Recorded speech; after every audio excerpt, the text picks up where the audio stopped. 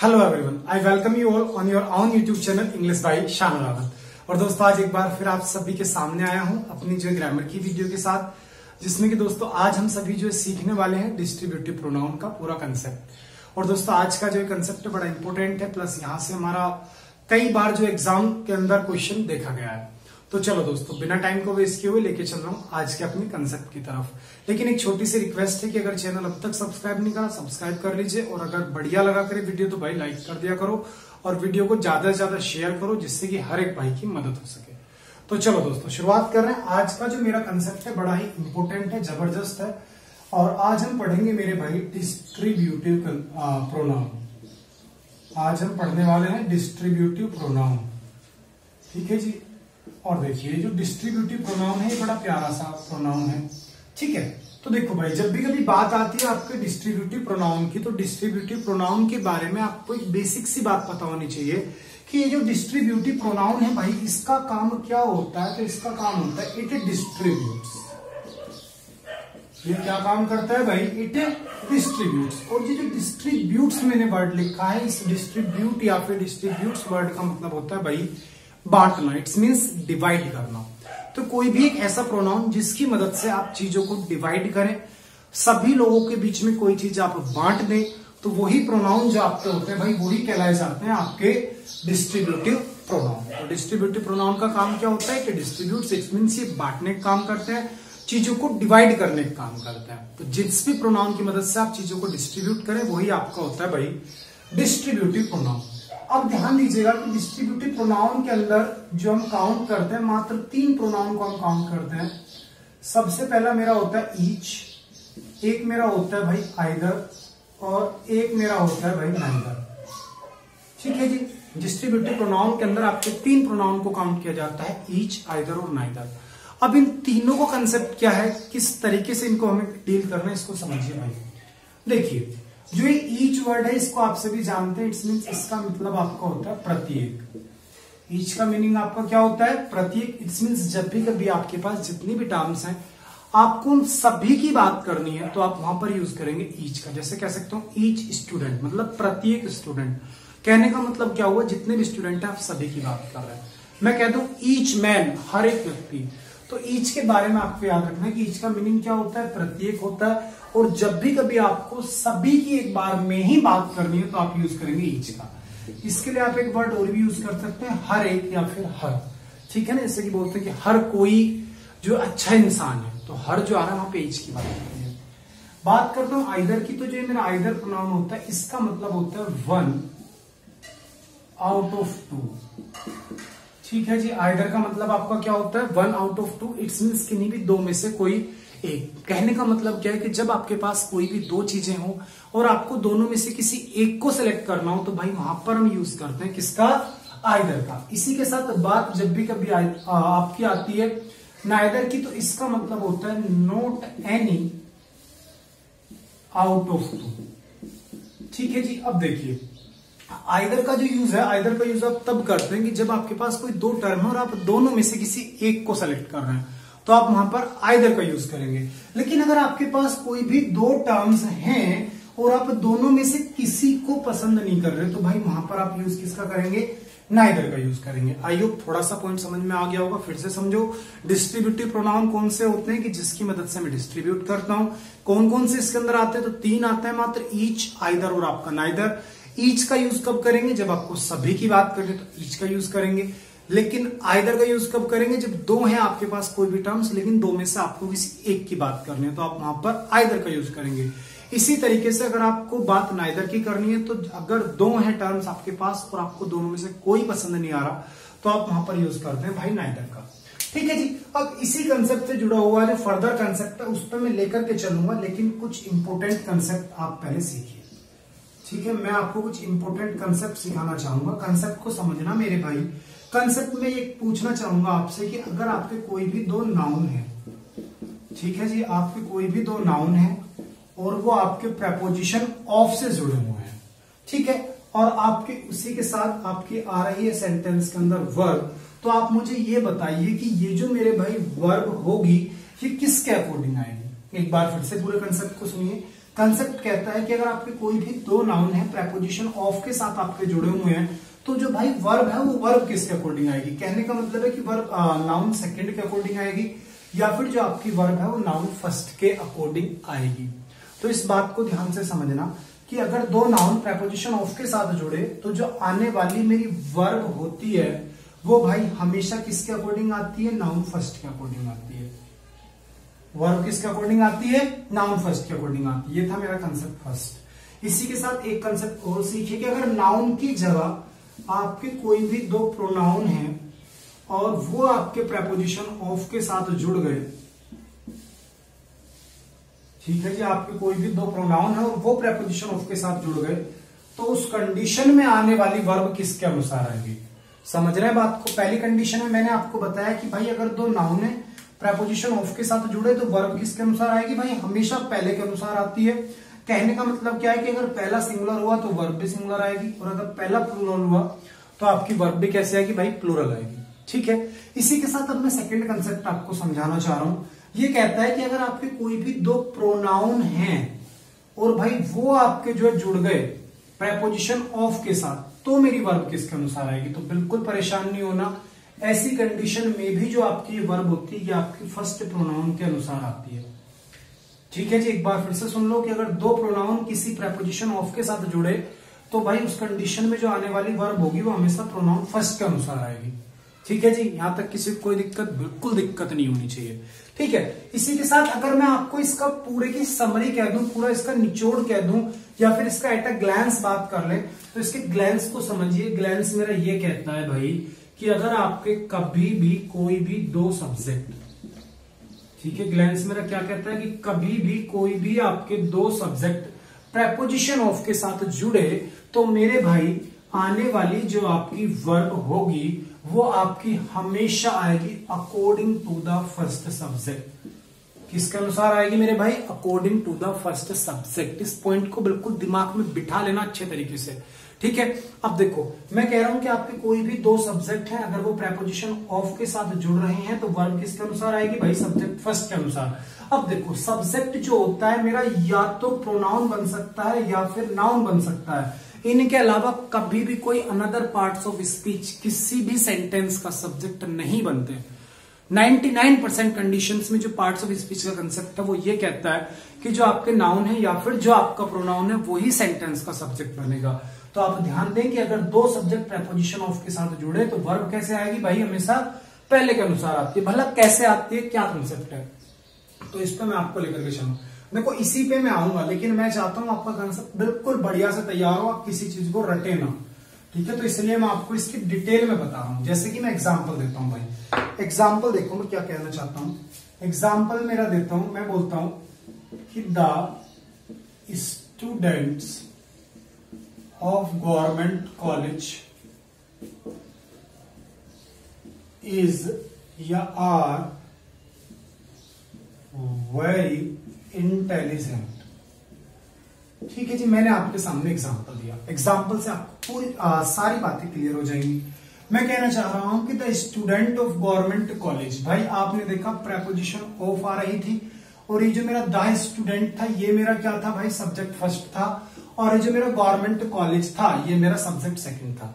ठीक है जी, ये जो मेरा गवर्नमेंट कॉलेज था सब्जेक्ट कैसा हो गया, सब्जेक्ट सेकंड हो गया। तो बात ये आई कि जो मेरी इज वर्ब आएगी इसमें या फिर आर आएगी। कहने का मतलब है कि वर्ब कैसे आएगी। तो आपने देखा प्रेपोजिशन ऑफ के साथ भाई दो सब्जेक्ट जुड़ रहे हैं। अब सब्जेक्ट में आपके नाउन भी हो सकते हैं, आपके प्रोनाउन भी हो सकते हैं। ठीक है जी, सब्जेक्ट जो आपके ऑफ के साथ जुड़ेंगे वो आपके नाउन भी हो सकते हैं, प्रोनाउन भी हो सकते हैं, लेकिन यहाँ पे आपके नाउन है, कोई दिक्कत नहीं है भाई। आप सीधी सी एक बात याद रखो कि अगर दो सब्जेक्ट प्रेपोजिशन ऑफ के साथ जुड़े तो वर्ब कैसी आएगी, पहले के अनुसार। भाई पहला कैसा है, स्टूडेंट्स। कैसा है मेरे भाई, स्टूडेंट्स। इट्स मीन्स प्लूरल है। इट्स मीन्स कैसा है, प्लूरल है। नाउन में सारी चीजें सिखाई थी, सिंगुलर प्लूरल फॉर्मेशन। तो भाई प्लूरल हो गया तो वर्ब भी मेरी कैसी आनी चाहिए, प्लूरल आनी चाहिए। बात समझ रहे हैं? आई होप पॉइंट क्लियर हो रहा होगा। तो ये पॉइंट आपका सीखना मोस्ट इंपोर्टेंट है, क्योंकि जब तक आपको ये वाला पॉइंट समझ में नहीं आएगा जब तक आप कुछ नहीं कर सकते डिस्ट्रीब्यूटिव प्रोनाउन के अंदर। जैसे कि एक एग्जांपल और दे देता हूं। मैंने बोला मेरे भाई कि the quality of these apples is या आर वेरी गुड। ठीक है, इस तरीके से मैं एग्जांपल आपको दे रहा हूं कि the quality of this Apple is या आर वेरी गुड। हालांकि यहाँ पे गुड प्यारा नहीं लगता है, नाइस वर्ड होता है। जब भी कभी ऐसी बात आती है ना क्वालिटी के रेफरेंस में, तो हम बोलते हैं वेरी नाइस। ठीक है, जैसे कि आप सभी कमेंट भी करते हैं नाइस डीपी। ठीक है, तो वो नाइस होता है यहाँ पे। चलिए भाई, अब यहाँ पे मैंने फिर से इसी कंसेप्ट पे बेस्ड एग्जांपल आपको दिया है। भाई देखो, सबसे पहली बात आप देख रहे हैं प्रेपोजिशन ऑफ आ रही है। पहला सब्जेक्ट द क्वालिटी, दूसरा सब्जेक्ट दीज एप्पल्स। अब जैसे ये दो सब्जेक्ट प्रेपोजिशन ऑफ के साथ जुड़े तो भाई वर्ब किसके अनुसार आएगी? पहले वाले के। पहले वाला सब्जेक्ट क्या है? The quality. अब क्वालिटी जो मेरा नाउन है ये अपने आप में अनकाउंटेबल होता है। कैसा होता है? अनकाउंटेबल होता है। और सभी अनकाउंटेबल नाउन्स के साथ में आने वाली वर्ब सिंगुलर होती है। दिमाग में बिठा लेना बढ़िया करके कि अगर कोई भी अनकाउंटेबल नाउन किसी भी सेंटेंस का सब्जेक्ट बन रहा है तो उसके साथ में आने वाली वर्ब कैसी होती है? सिंगुलर होती है। भाई ये क्वालिटी सिंगुलर है तो आने वाली वर्ब भी आपकी कैसी हो जाएगी? सिंगुलर वर्ब आपकी जो हो जाएगी। तो इसमें क्या आएगा? इज आएगा। क्यों आई सिंगुलर वर्ब? तो वजह को समझो कि यहाँ पे भैया प्रेपोजिशन ऑफ के साथ दो सब्जेक्ट जुड़ रहे थे, और अगर कोई भी दो सब्जेक्ट आपके प्रेपोजिशन ऑफ के साथ जुड़ते हैं तो भाई वर्ब किसके अनुसार आती है? पहले वाले के अनुसार आती है।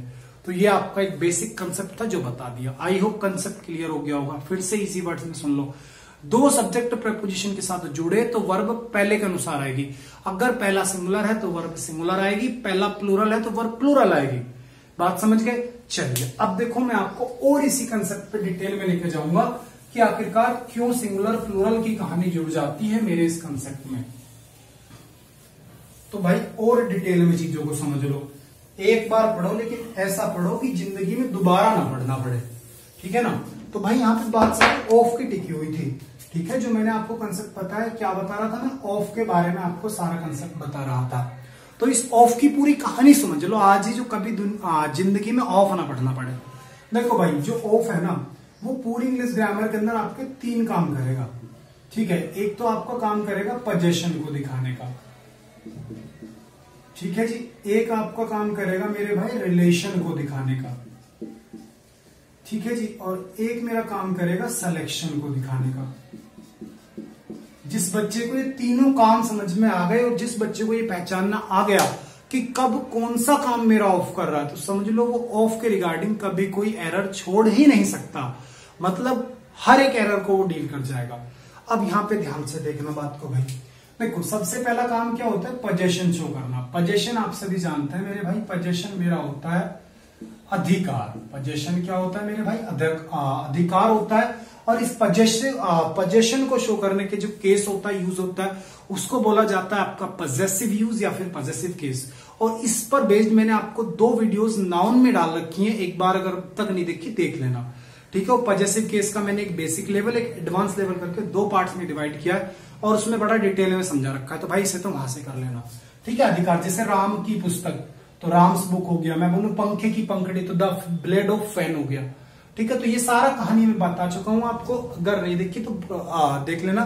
पजेसिव केस डाल देना नाउन का। ठीक है, या फिर जब आप प्लेलिस्ट में जाओगे तो ग्रामर की वीडियोस हैं, उसमें मेरी जो है पजेसिव केस की वीडियोस पड़ी हुई, बड़ी अलग दिख जाएंगे आपको, देखना। ठीक है ना जी? तो इसको तो आप देख लेंगे। बात है रिलेशन की। रिलेशन मेरे भाई आप सभी जानते हैं संबंध होता है। रिलेशन क्या होता है मेरे भाई? संबंध होता है। जैसे कि मैं बात करूं कि राम के पिताजी, तो मैं कैसे बोलूंगा? The father of Ram. ठीक है, यहां पर उनका अधिकार नहीं है, यहां पर उनका रिलेशन दिखा रहा है कि द फादर ऑफ राम। ठीक है, तो यहां पर रिलेशन हो गया। रिलेशन से कभी ऐसे खास क्वेश्चंस नहीं निकलते। क्वेश्चन जितने भी निकलते हैं वो या तो पोजीशन से निकलते हैं या फिर आपके सिलेक्शन से निकलते हैं। अब मेरे भाई सिलेक्शन की कहानी समझो। सिलेक्शन का मतलब क्या होता है? चुनाव होता है। ठीक है, और चुनाव जो होता है क्यों होता है? सिलेक्शन वर्ड के अंदर आप एक वर्ड देख पा रहे हो भाई, सेलेक्ट।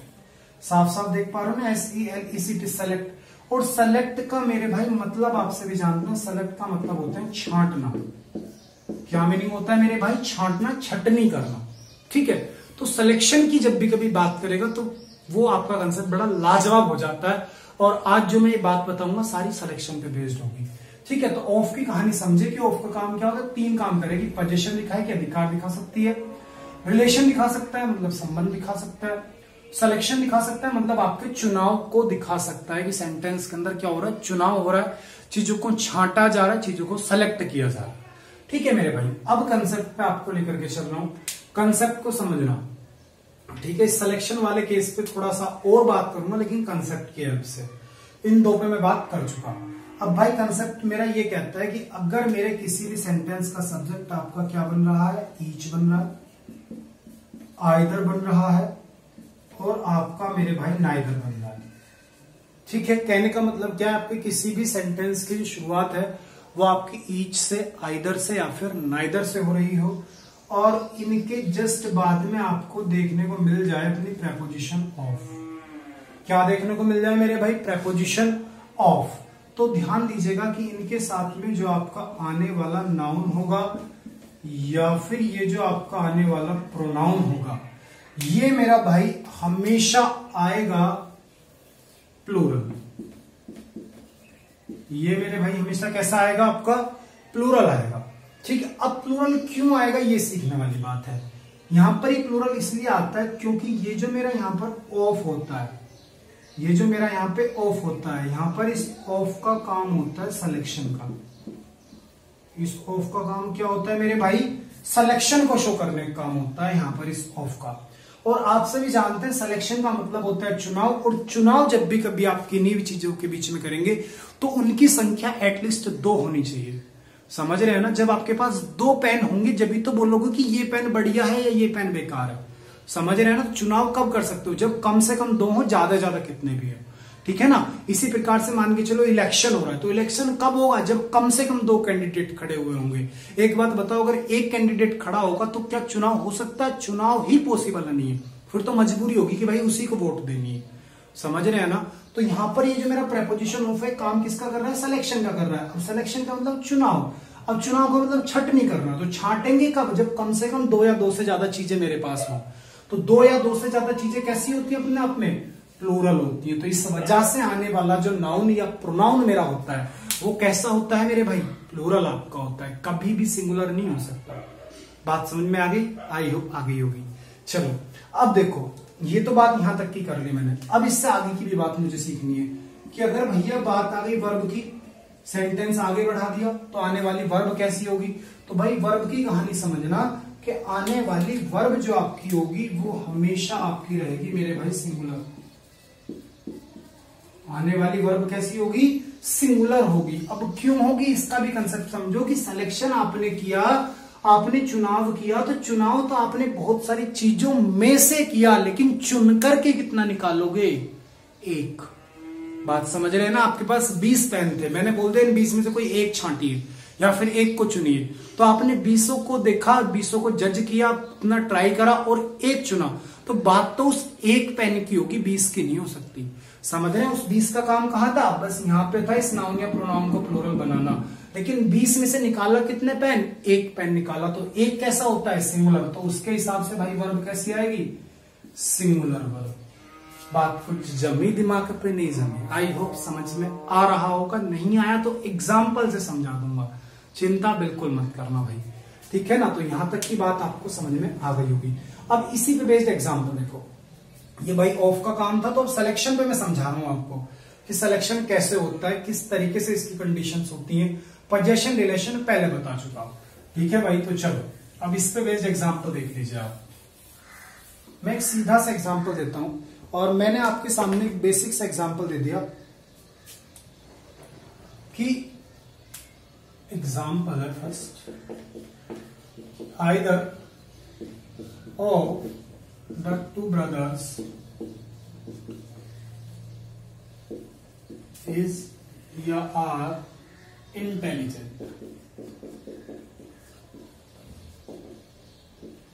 चलिए मेरे भाई, ये इंटेलिजेंट थोड़ा सा कट गया, कोई दिक्कत नहीं है, इंटेलिजेंट। चलिए देखो ध्यान से, सेंटेंस की शुरुआत किससे करवा दी भाई मैंने, आइदर से करवा दी। इसके बाद में क्या आ गया, ऑफ आ गया। ऑफ काम किसका करेगा, सिलेक्शन का। तो भाई 2 ब्रदर्स, आप देख रहे हैं ना क्या आएगा, ब्रदर्स आएगा। क्यों आया, क्योंकि मेरे भाई अगर कंडीशन ईच से, आइदर से, नाइदर से शुरू हो रही हो, उसके बाद में प्रेपोजिशन ऑफ आ जाए, तो भाई यहाँ पर ये ऑफ का काम क्या होता है, सिलेक्शन को शो करना होता है। और सिलेक्शन तभी किया जा सकता है जब 2 या 2 से ज्यादा चीजें मेरे पास अवेलेबल हों। तो इसी वजह से मैंने यहाँ पे क्या किया, 2 ब्रदर्स कर दिया। मैंने बोला दोनों भाइयों में से कोई सा एक तो इंटेलिजेंट है। समझ रहे मैं क्या बोल रहा हूँ, दोनों भाइयों में से एक जो इंटेलिजेंट है। तो भाई कितने थे, 2, लेकिन दोनों में से मैंने छांटे कितने, 1, और मैं बोलता हूँ वो इंटेलिजेंट है। तो भाई यहाँ पर बात निकल करके कितने की आई, 1 की। तो वर्ब कैसे आएगी भाई, सिंगुलर आएगी। तो मैंने क्या लगाया यहाँ पे, इज लगाया। बात क्लियर हो गई होगी। चलो और एग्जांपल देखो, मैंने बोला neither of the 2 pen is या आर वर्किंग। ठीक है मेरे भाई, इसको समझिए। ये कह रहा है दोनों में से कोई सा भी पेन काम नहीं कर रहा। ठीक है, दोनों में से कोई सा भी पेन काम नहीं कर रहा। इसको देखिए भाई, अब आपने फिर से देखिए एक बात, क्या देखी कि सेंटेंस की शुरुआत नाइदर से हो गई, प्रेपोजिशन ऑफ आ गई। तो भाई इस प्रेपोजिशन ऑफ के बाद आने वाला नाउन या प्रोनाउन कैसा होना चाहिए, प्लूरल। मैं बोलता हूं द 2 पेन, तो मेरे भाई पेन थोड़ी होगा, क्या होगा यहाँ पर आपका पेन्स होना चाहिए। पेन तो हो ही नहीं सकता। तो पहली बात यहाँ पे आपका क्या आएगा, पेन्स आएगा। पॉइंट पहला क्लियर हुआ। दूसरी बात ये कह रहा है दोनों में से एक भी पेन काम नहीं कर रहा। दोनों में से एक भी पेन काम नहीं कर रहा। जब एक भी नहीं कर रहा, इट्स मींस वर्ब कैसे आएगी भाई, सिंगुलर आएगी। तो यहाँ पे क्या हो गया, इज हो गया। आई बात समझ में नहीं आई, आई होप बात समझ में आ रही होगी। चलो इसी का और डिटेल में और डेप्थ में जा रहा हूं। तो ये वाला कंसेप्ट बढ़िया से समझ में आ गया। अब एक एरर और देता हूं आपसे, देखिए आप उसको कितना एरर को जो पकड़ पाते हैं। ठीक है जी, चलिए इसको साफ कर रहा हूं भाई, पॉइंट को कॉपी करते चलना, चीजों को समझते चलना। ठीक है जी, चलिए। और किसी भी चीज को रटना मत भाई, चीजों को समझ लो। अगर समझ ली तो लाइफ लॉन्ग चलेंगी, रटी तो भाई 3-4 दिन की गारंटी, इसके बाद की गारंटी नहीं है। ठीक है ना। चलो एक एग्जाम्पल और देखो, मैं आप सभी के सामने एग्जाम्पल देता हूं। Neither of the 5 boys was ever present in the classroom.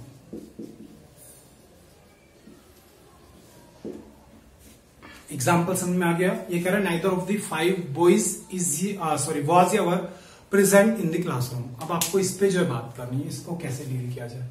अब भाई देखो, यहाँ पे आप में से कुछ बच्चों का माइंड चल रहा होगा कि जी नाइदर आ रहा है, फिर ऑफ आ गया, 5 बॉयज आ गया, तो प्लूरल भी है, तो जी वर्ब कैसे लगा दो, सिंगुलर लगा दो और काम खत्म। लेकिन मेरे भाई मैं ये कह रहा हूं कि अगर आप ये वाज का भी यूज करेंगे तो भी मेरा ये सेंटेंस गलत है। अगर आपने सेंटेंस में वाज का यूज भी किया तो भी आपका ये सेंटेंस गलत है। क्यों है, इस बात को समझना। बात मेरी ये कहती है कि जब मैंने स्टार्टिंग में लिखा था ईच, आइदर, नाइदर, तो मैंने वहां पे एक बात लिखी थी, ध्यान से अगर आपको याद आ रही होगी।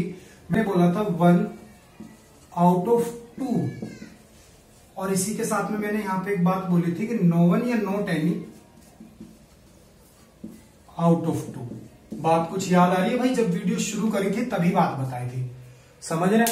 अब मैंने ये वाला पॉइंट आपको समझाया था, तो आपने इसमें एक बात नोटिस करी कि आउट ऑफ टू, समझ रहे। तो यहां से मुझे एक बात समझ में आई कि जो आइदर है या फिर ये नाइदर है, भाई इन दोनों का इस्तेमाल केवल और केवल किसके लिए किया जा सकता है, टू के लिए किया जा सकता है।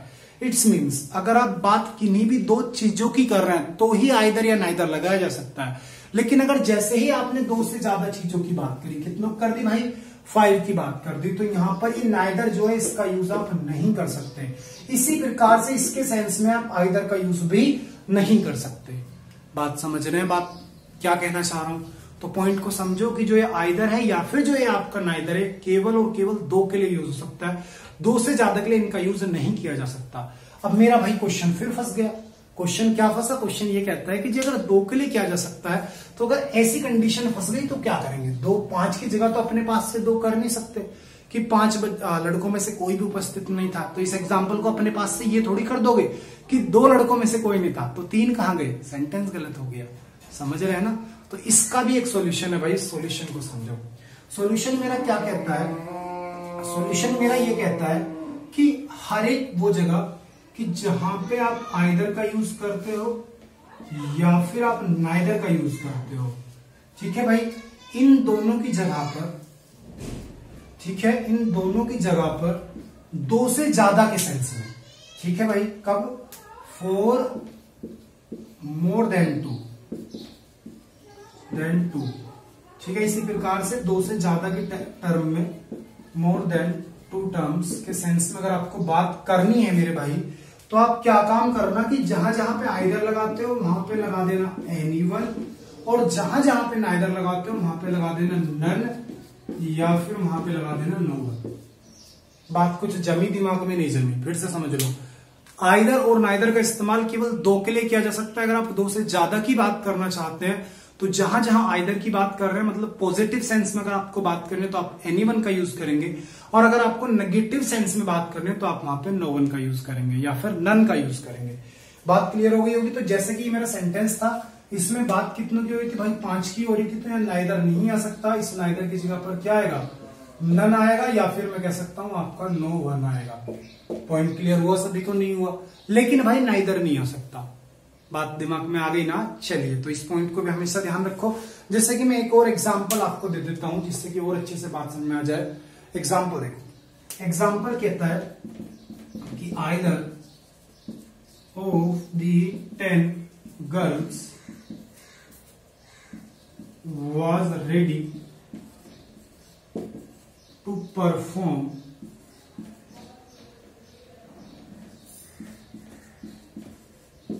on stage।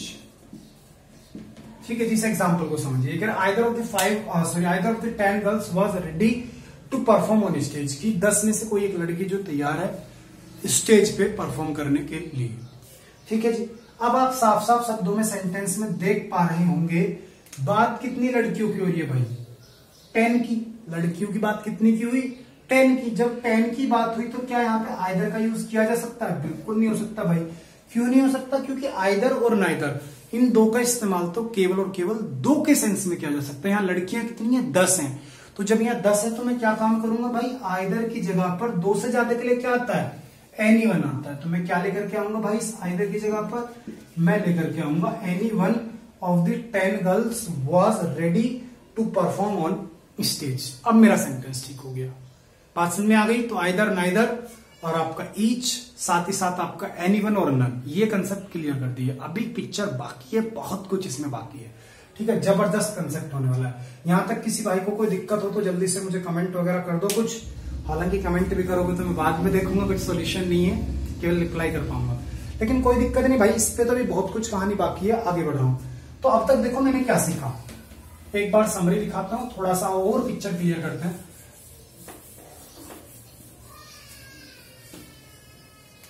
और भाई आज इसी वीडियो में सारा कंसेप्ट क्लियर करके जाऊंगा आपको। डिस्ट्रीब्यूटिव प्रोनाउन ऐसा कर दूंगा, कभी डिस्ट्रीब्यूट करने में दिक्कत नहीं आने वाली। तो भाई मैंने यहां से एक बात सीख ली कि अगर ईच ऑफ आ जाए, आइदर ऑफ आ जाए, नाइदर ऑफ आ जाए, या फिर एनीवन ऑफ आ जाए, या फिर नन ऑफ आ जाए।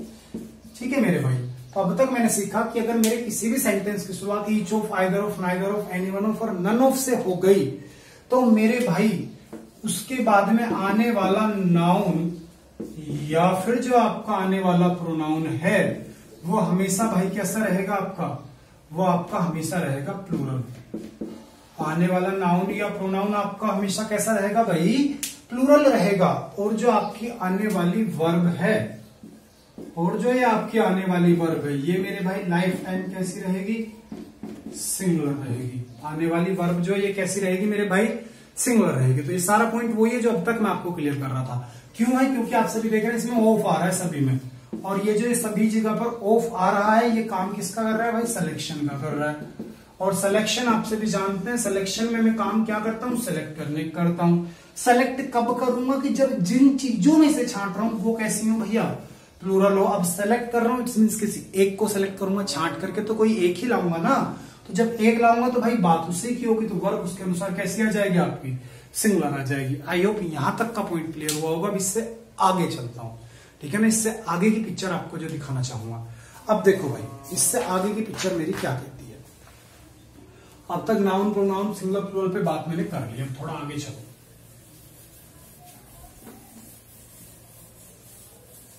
चलिए भाई, अब देखो आगे की बात। आगे की बात मेरी ये है कि भाई अगर एग्जामिनर आपको परेशान करना चाहता है तो वो कंसेप्ट को फंसाएगा, ठीक है। और वो कंसेप्ट कैसे फंसाएगा उसको बताऊंगा।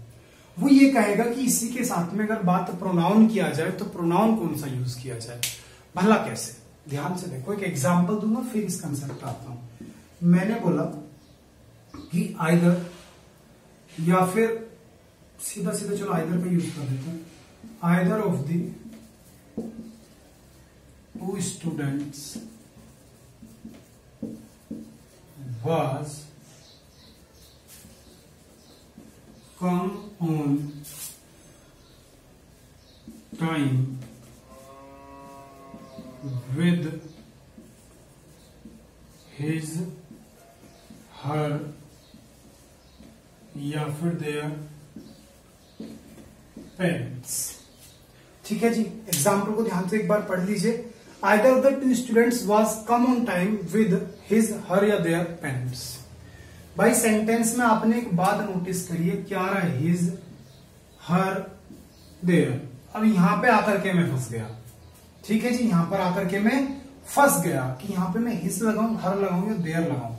तो भाई इस बात को समझना कि अगर सेंटेंस की शुरुआत each से, either से, neither से, anyone से या फिर none से हो गई और सेंटेंस का जो लेटर पार्ट है उसने प्रोनाउन की डिमांड कर दी, और जो आपके सेंटेंस के अंदर यूज होने वाला नाउन है उसका जेंडर मुझे क्लियर नहीं है, उसका जेंडर मुझे क्लियर नहीं है, तो उस कंडीशन में क्या हो।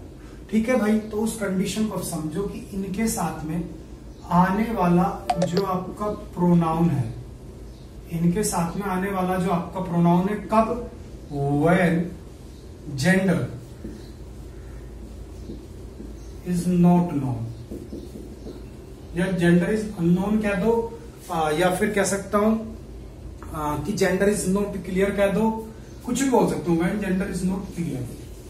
ठीक है मेरे भाई, कि अगर ईच, आइदर, नाइदर से सेंटेंस की शुरुआत हो गई तो उस सेंटेंस में आने वाला जो प्रोनाउन होगा कब, जब जेंडर क्लियर नहीं है, तो भाई उस कंडीशन में मेरा प्रोनाउन होने वाला है ही, हिज या फिर हिम। क्यों होने वाला है, वजह समझना मेरे भाई। यहां पर बात हो रही है स्टूडेंट की, ठीक है, कि दोनों में से कोई एक स्टूडेंट जो है उपस्थित था समय पर अपने माता पिता के साथ, मतलब अपने पेरेंट्स के साथ। तो इस पॉइंट को यहां पे पकड़ो, पॉइंट को बिल्कुल दिमाग में डालो। ये जो स्टूडेंट वर्ड है कैसा नाउन है, कॉमन नाउन है भाई। अब कॉमन नाउन है, कॉमन नाउन है तो कॉमन ही इसका जेंडर हो गया, कॉमन जेंडर। अब कॉमन जेंडर एक ऐसी कंडीशन होती है कि जब जेंडर नहीं क्लियर होता कि मेल की बात कर रहा हूं या फीमेल की कर रहा हूं, तो भाई कॉमन जेंडर कंडीशन में मैं हमेशा ही का यूज कर लेता हूं। तो ये स्टूडेंट आया तो इसके साथ में मेरे भाई क्या आएगा, हिज आएगा। क्या आएगा इसमें मेरा, हिज आएगा। एग्जामिनर क्या काम करता है, देयर लगा करके दे देता है, और बच्चे को लगता है कि देयर बिल्कुल ठीक है। क्यों लगता है, उसकी भी गलती नहीं होती बच्चे की, क्योंकि बच्चे को यहाँ दिखाई दे रहा होता है स्टूडेंट्स। बच्चा क्या देख रहा होता है, स्टूडेंट्स को, और स्टूडेंट्स प्लूरल है तो वो प्लूरल प्रोनाउन यूज कर देता है। लेकिन मेरे भाई बात को समझो, शुरुआत किससे हो रही है, आइदर से, और आइदर के साथ में जो कंडीशन फंसती है वो सब कुछ सिंगुलर अपने साथ में लेती है, और कभी कुछ प्लूरल नहीं लेती। बात समझ पा रहे हैं, आई होप क्लियर हो रहा होगा। पॉइंट इतना भी टिपिकल नहीं है कि आप उसको समझ ना पाए। ठीक है मेरे भाई, तो यहाँ पे बात क्लियर हो गई। तो क्या आएगा, ही आएगा, हिज आएगा या फिर हिम आएगा।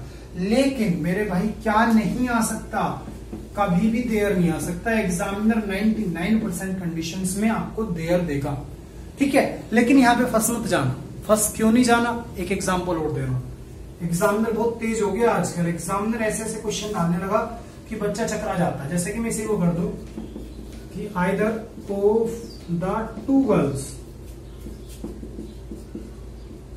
Either of the two girls was ready to perform with his, her या फिर their partner। ठीक है जी, इस एग्जाम्पल को समझ लो, इससे कहानी और बढ़िया समझ में आएगी। ये कह रहा है कि either of the two girls, दोनों लड़कियों में से कोई सी एक लड़की जो तैयार है स्टेज पे परफॉर्म करने के लिए अपने पार्टनर के साथ। अब भाई ध्यान दीजिए, शुरुआत आइदर से हो गई, लेकिन इस सेंटेंस में एक बात आप देख पा रहे हो, किसकी बात हो रही है भैया, 2 गर्ल्स। तो यहाँ पे गर्ल्स आते ही मुझे जेंडर बिल्कुल क्लियर है भैया, नोट क्लियर वाली कंडीशन नहीं है, जेंडर मुझे क्लियर है कि बात किसकी कर रहा हूं, लड़की की कर रहा हूं। तो लड़की के लिए क्या आता है, हर आता है। तो क्या आएगा मेरे भाई, यहाँ पे हर आएगा। यहाँ पे हिज मत लगा देना, कभी हिज लगा के चला दो कि सर ने तो हिज पढ़ाया था। नहीं मेरे भाई, कंडीशन को समझो कि अगर सेंटेंस की शुरुआत his each, either, neither, anyone या नन से हो रही है और जो नाउन है सेंटेंस को उसका जेंडर क्लियर नहीं है, तो मेरे भाई आपका आता है आपका ही, हिज या हिम। लेकिन अगर जेंडर क्लियर हो रहा है, मुझे पता चल रही है बात किसकी हो रही है, तो मेरे भाई उस कंडीशन में आप उसी जेंडर के अकॉर्डिंग ट्रीटमेंट कर लेना, उसमें फंस मत जाना। ये पॉइंट बहुत इंपॉर्टेंट होता है, यहां से बच्चा कई बार कंफ्यूज होकर गलत करता है, तो आपको गलत नहीं करना। बात समझ में आ गई? चलो यहां तक कोई दिक्कत नहीं, और आगे चलो, और भी इसमें बहुत कुछ कहानी बाकी है। बड़ा बढ़िया सा कंसेप्ट है, पूरा खत्म कर देंगे हम इसको आज। अब भाई एक कंडीशन इसमें और आती है, ठीक है जी। जैसे कि मैं एक एग्जांपल देता हूं, फिर आप मुझे बताइएगा कि जी इस एग्जांपल को कैसे कहा जाए। मैंने बोला every teacher and every student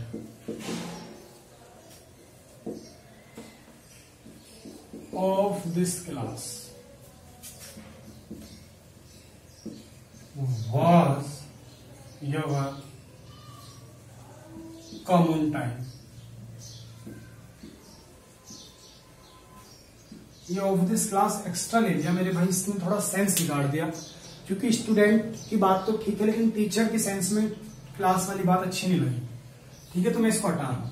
तो अब सेंटेंस मेरा ये बन गया कि every teacher and every student was our common time, ठीक है जी, कि हर एक अध्यापक और हर एक जो मेरा स्टूडेंट है वो समय पर आया, ठीक है जी। तो अब इसमें मेरा क्या ट्रीटमेंट किया जाए, कैसे इसको डील किया जाए, ये मेरा क्वेश्चन निकलता है।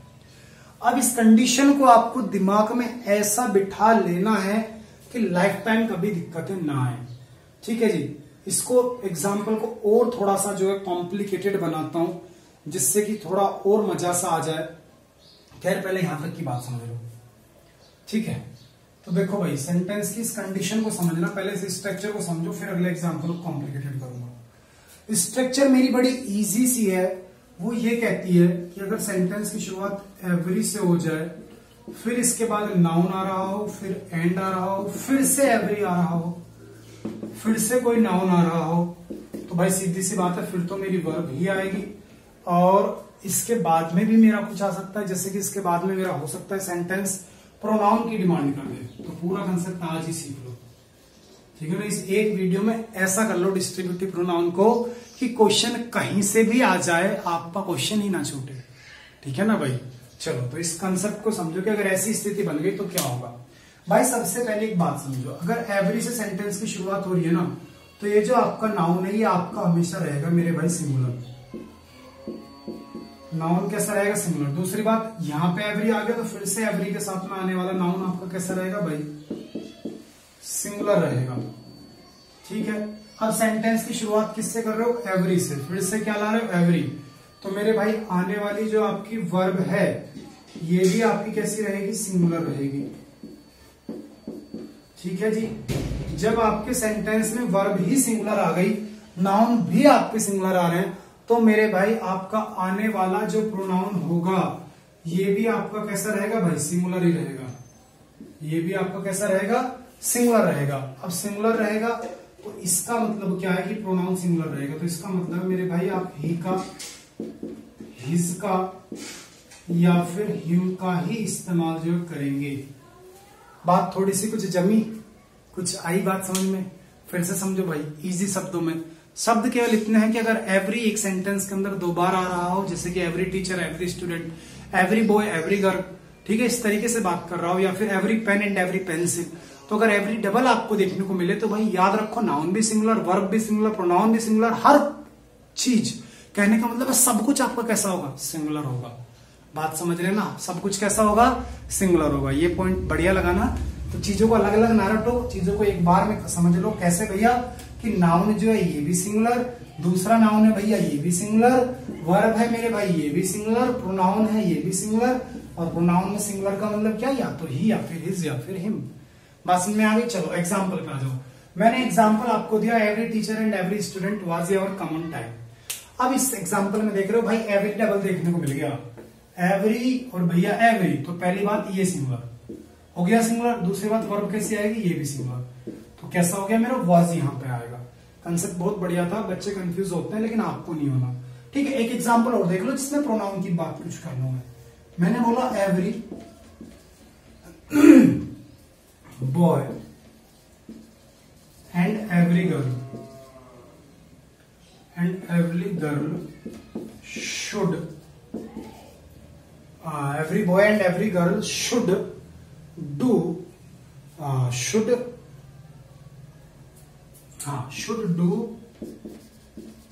their या फिर his ड्यूटी। ठीक है जी, मैंने ये बात आपके सामने रखी कि हर एक लड़के और हर एक लड़की को अपनी जो ड्यूटी है उसको करना चाहिए, अपनी ड्यूटी को पूरा करना चाहिए। नॉर्मल सी बात कर दी भाई। अब देखो भाई क्या आना चाहिए, साफ साफ आप देख पा रहे हो एवरी और एवरी दो बार। तो भैया सिंगुलर ठीक है, सिंगुलर ठीक है, लेकिन जो आने वाला प्रोनाउन है वो भी कैसा होगा, सिंगुलर। तो क्या आ सकता है, हिज मेरा आ सकता है। तो इसमें क्या सही आंसर होगा मेरा, हिज होगा। कभी भी देयर नहीं आ सकता।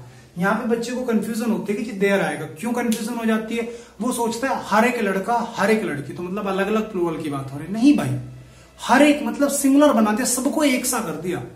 समझ रहे हैं, मैंने बोला ईच स्टूडेंट, प्रत्येक स्टूडेंट। तो भाई जितने भी स्टूडेंट हैं उन सबको एक क्लास में डाल दिया उन्होंने, एक कैटेगरी बना दी उनकी। तो इस वजह से सिंगुलर आती है। बात समझ में आ गई। तो चलिए एवरी वाला कंसेप्ट था, ये भी मेरा क्लियर हो गया। ऑफ सिलेक्शन पोजीशन बता दिया, प्रोनाउन बता दिया, आपको ये कंसेप्ट बता दिया। इसी के साथ भाई मैंने आपको डिस्ट्रीब्यूटिव प्रोनाउन का ऑलमोस्ट सब कुछ बता दिया। ठीक है जी, तो डिस्ट्रीब्यूटिव प्रोनाउन मेरा हो गया खत्म। चलो तो भाई अगर वीडियो मेरी बढ़िया लगी हो तो जल्दी से लाइक कर दो। बहुत मेहनत पड़ती है, बहुत टाइम लगता है, साथ ही साथ इस वीडियो का जो टाइम ड्यूरेशन है ये भी काफी लेंथी हो गई। तो ये अपलोडिंग भाई मुझे बताइए कैसे होगी। ठीक है ना, कम से कम 3 घंटे इसकी अपलोडिंग में मुझे लग जाएंगे। ठीक है ना, तो काफी टाइम लगता है। तो भाई इतनी मेहनत मैं कर रहा हूं तो आप भी मेरा सपोर्ट कीजिए। ज्यादा से ज्यादा जो वीडियो के लिंक को शेयर किया करो, जिससे कि हर मेरे भाई की मदद हो सके।